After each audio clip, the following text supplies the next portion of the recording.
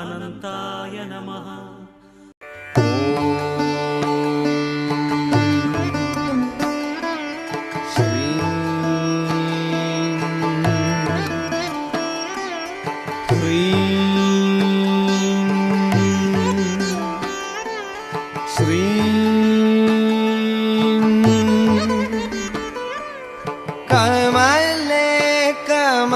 कमलालये प्रसीद प्रसीद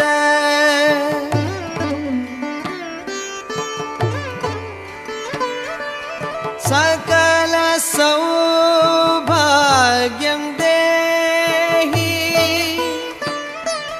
श्रीं ह्रीं श्रीं ॐ महालक्ष्म्यै नमः।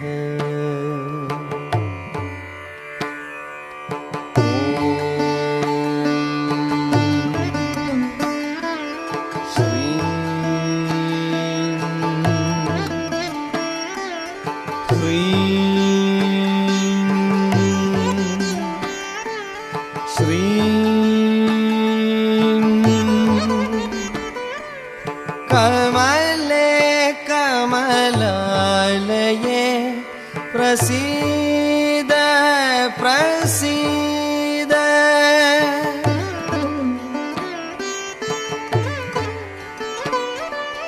सकल सौभाग्यं देहि श्रीं ह्रीं श्रीं ॐ महालक्ष्म्यै नमः।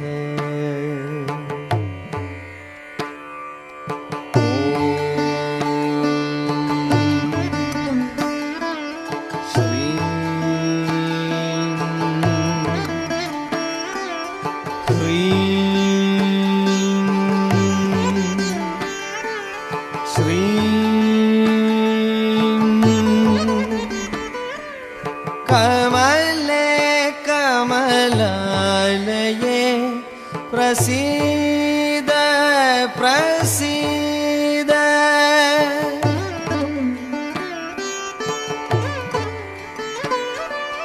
सकल सौभाग्यं देहि श्रीं ह्रीं श्रीं ॐ महालक्ष्म्यै नमः। आयुष्य सूक्तम्। ॐ यो ब्रह्मा ब्रह्मणवज्जहार प्राणेश्वरकृत्तिवासा पिनाकी ईशानो देवः स न आयुर्दधातु तस्मै जुहोमि हविषाकृतेन बिभ्राजमानः शरीरस्य मध्याद्रोचमानो घर्मरुचिर्य आगात् समृत्युपाशानपनद्य घोरानिहायुषेण कृतमत्तु देवः ब्रह्मज्योतिर्ब्रह्मपत्रेषु गर्भय्यमाददात् पुरुरूपं जयन्तम् सुवर्णरम्भग्रहमर्कमर्चन्तमायुषे वर्धयामो कृतेन श्रियं लक्ष्मीमौबलाम्बिकाङ्गां षष्ठीं च यामिन्द्रसेनेत्युदाहुः तां विद्यां ब्रह्मयोनिकं स्वरूपामिहायुषे तर्पयामो कृतेन दाक्षायण्यः सर्वयोन्यस्य योन्यः सहस्रशो विश्वरूपादिरूपाः ससो नवः सपदयस्य योध्यायुषेणायुषमिदं जुषन्ताम् दिव्यागना बहुरूपाः पुराणा आयुष्यतो न प्रमथ्रन्तु वीरान् तेभ्यो जुहोमि बहुधा कृतेन मानः प्रजागं रेरिषो मातवीरान् एकः पुरस्ताद्ययितं बभूव यतो बभूव भुवनस्य गोपाः यमप्येति भुवनगुंसां पराये स नोह विर्घृतमिहायुषेत्तु देवः वसान् रुद्रानादित्यान् मरुतोदसाद्यान् नृपान् यक्षान् गन्धर्वायश्च पितृगश्च विश्वान् मृगान् चर्पागिश्चान् गिरसोत सर्वान् मृतगुं हुत्वा स्वायुष्यामहयाम शश्वते वेष्टात्पन्ना अन्तमः शर्म यच्छसहन्त्या प्रतेधारा मधुस्सुतवत्सं दुग्रते अक्षितम् भाग्यसूक्तम् ॐ प्रातरग्निं प्रातरिन्द्रगं हवामहे प्रातर्मित्रावरुणा प्रातरश्विना प्रातर्भगं भोजनं ब्रह्मणस्पतिं प्रातः सोमभुतरुद्रगुं हुवेम प्रातर्जितं भगमुग्रगुं हुवेम वयं पुत्रमतिथेर्यो विधत्ता आर्द्रश्चिद्यं मन्यमानः सुरश्चिद्राजादित्यं भगं भक्षेत्याह भगप्रणेतर्भग सत्यराधो भगेमान्धियमुदपदन्नः भगप्रणोजनयगोभिरश्वैर्भगप्रणवन्नवन्तस्यामा मुदेदानीं भगवन्तस्यामोदप्रभित्वमुदमध्ये अन्नाम् उदोदितामगभन् सूर्यस्य वयं देवानागं सुमतोऽस्याम भग एव भगवागम् अस्तु देवास्तेन वयं भगवन्तस्याम तन्ता भग सर्वयुज्यो हवेमिसना भगपुरयेता भवेह समग्भराजोदशो नमन्ददधिग्रावे वसुजये पदाय अर्वाचीनं वसुभितं भगन्नो रथमिवाश्वाभाजिन आवहन्तो अश्वावतेर्गोमतेर्नभुषासो वीरवते सरमुच्चन्दु भद्राः कृतं दुहाना विश्वतः प्रवीणा यूयं पाद स्वस्तिभिः सदा नः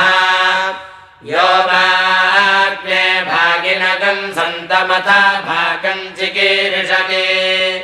अभागमग्ने तं कुरु वामग्ने भागिनं कुरु श्रीकनकदारास्तोत्रम् अङ्गं हरेः पुलकभूषणमाश्रयन्ति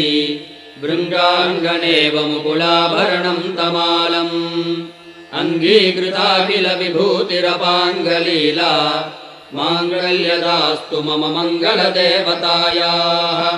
मुग्धा मुहुर्विदधति वदने मुरारेः प्रेमत्रमा प्रणिहितानि गतागतानि मालादृशोर्मधुकरीव महोत्पलेया सा मे श्रियं दिशतु सागरसम्भवायाः आमीलिताक्षमधिगम्य मुदा मुकुन्दम् आनन्दकन्दमनिमेषमनङ्गतन्त्रम् आकेकरस्थितकनीनिकपक्ष्मनेत्रम् भूत्यै भवेन्मम भुजङ्गशयाङ्गनायाः बाह्वन्तरे मधुचितश्रितकौस्तुभेया हारावलीव हरिनीलमयी विभाति कामप्रदा भगवतोऽपि कटाक्षमाला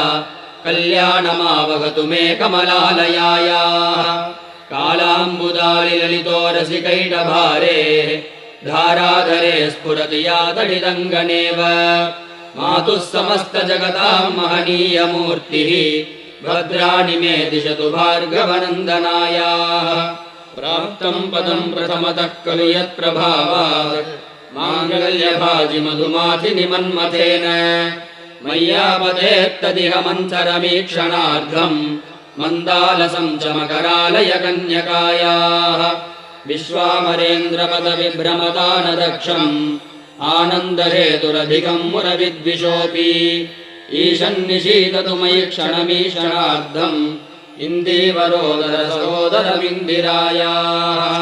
इष्टाविशिष्टमतयोपेयादयार्द्रदृष्ट्या द्रविष्टपदं सुलभं लभन्ते दृष्टिः प्रकृष्टकमलोदरदीप्तिरिष्टा पुष्टिं कृषिष्ट मम पुष्करविष्टरायाः दद्याद्वयानुभवनो द्रविणाम्बुधाराम् अस्मिन्न किञ्चन विहङ्गशिशौ विषण्णे दुष्कर्म घर्ममपनीय चिराय दूरम् नारायण प्रणयनी नयनाम्बुवाहः वीर्देवतेति गरुडध्वज सुन्दरीति शाकम्भरीति शशिशेखरवल्लभेति सृष्टिस्थितिप्रलयकेलिषु संस्थिताय तस्यै नमस्त्रिभुवनैकगुरोस्तरुण्यै श्रुत्यै नमोऽस्तु शुभकर्मफलप्रसूत्यै रत्यै नमोऽस्तु रमणीयगुणार्णवायै शक्त्यै नमोऽस्तु शतपत्रनिकेतनायै पुष्ट्यै नमोऽस्तु पुरुषोत्तमवल्लभायै नमोऽस्तु नालीकनिभाननायै नमोऽस्तु दुग्धोदधिजन्मभूम्यै नमोऽस्तु सोमामृतसोदरायै नमोऽस्तु नारायणवल्लभायै नमोऽस्तु हेमाम्बुजपीठिकायै नमोऽस्तु भूमण्डलनायिकायै नमोऽस्तु देवादिदयापरायै नमोऽस्तु शार्ङ्गायुधवल्लभायै नमोऽस्तु देव्यै भृगुनन्दनायै नमोऽस्तु विष्णोरुरसिस्थितायै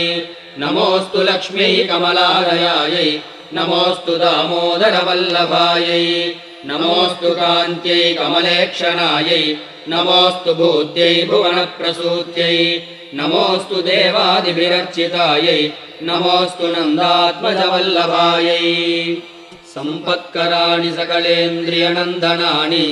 साम्राज्यदानविभवानि सरोर्वाक्षि त्वद्वन्दनानि दुरिताहरणोद्यतानि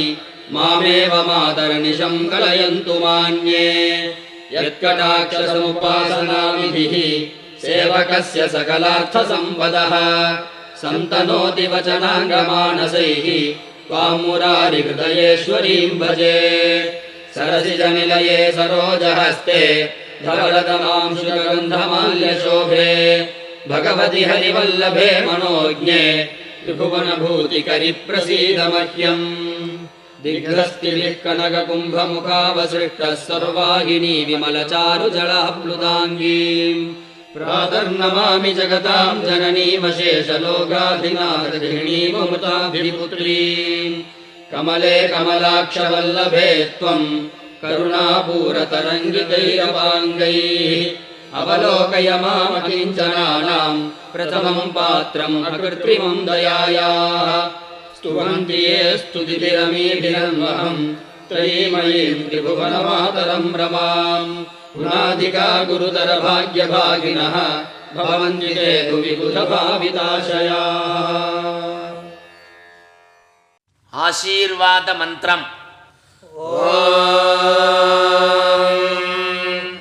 लभं देहपुत्रान् लभं देहपुत्रान् सर्वस्याप्ते सर्वस्य जित्ते सर्वमेव तेनाप्नोति सर्वं जयते वृद्ध्यास्महं येर्नमसोपसद्य मित्रं देवं मित्रधेयन्नोऽस्तु अनोराधानि हविषा वर्धयन्तः सतञ्जीवेम शरदः सवीराः नवो नवो भवति जायमानोऽह्नां केतुर्दशमेत्यग्रे भागं देवेभ्यो विदधात्यायं प्रचन्द्रमास्तिरति दीर्घमायुः सुमङ्गले नियं वधूरिमागुं समेत पश्यता सौभाग्यमस्ये तत्त्वायादास्थं विपरेतना किमान्तमिन्द्रमेघ्वस्य पुत्रागुं शुभगाङ्गुरो दशास्यां पुत्रानादेहि पदिमेघादशं कृते शतमानं भवति शतायुः पुरुषः शतेन्द्रिय आयुष्येवेन्द्रिये प्रतिष्ठते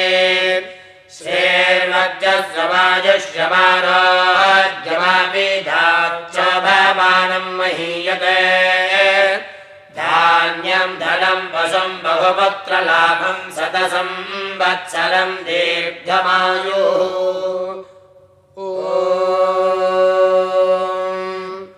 या गुङ्गर्याया गुङ्गर्याया गुङ्गर्याया गुङ्गर्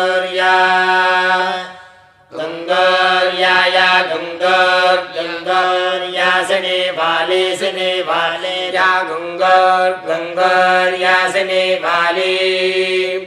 यासिने वाली सिने वाली या यासिने वाली या यासिने वाली या यासिने वाली या सिने वाली या यासिने वाली सिने वाली या रागा रागा यासिने वाली सिने वाली या रागा रागा या रागा या रागा या रागा या रागा या रागा या सरस्वती सरस्वती या रागा रागा या सरस्वती सरस्वती या सरस्वती सरस्वती सरस्वती सविता पश्चादात् सविता पुरस्तात् सवितोत्तरात्तात् सविताधरात्तात् सवितानश्रवति सर्वदादिं सवितानो रासदां दीर्घमायुः